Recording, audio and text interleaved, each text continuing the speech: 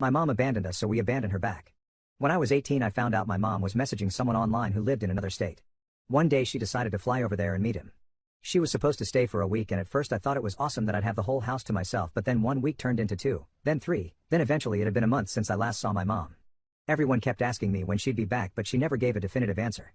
After about 2 months I got a call from her telling me that she was staying over there and that I was now in charge of the house, which meant I had to pay all the bills by myself. I refused, but she insisted I pay them since she was no longer living here. I told her she needed to come back and do something with the house because it was under her name and not my responsibility. After that she hung up on me and wouldn't answer my calls or texts no matter how many times I tried to reach her. I ended up packing my things and went to my dad's house. When the bills started rolling in, she sent me all the links to payment sites, but I ignored them. When she saw I didn't end up paying them, she called me screaming, telling me I was irresponsible and that I'd get in trouble for not paying them. I told her once again that those bills weren't my responsibility, especially since I was already living with Dad now. She said she hopes I end up homeless on the streets and hung up. She tried to get other family members to pay the bills because she didn't want to sell the house. She gave up and ended up coming back in order to sell the house.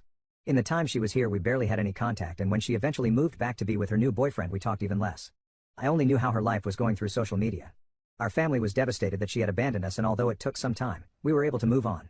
It's been 5 years since she left, and I recently got a message from her asking if she and the new family she created could come stay with me.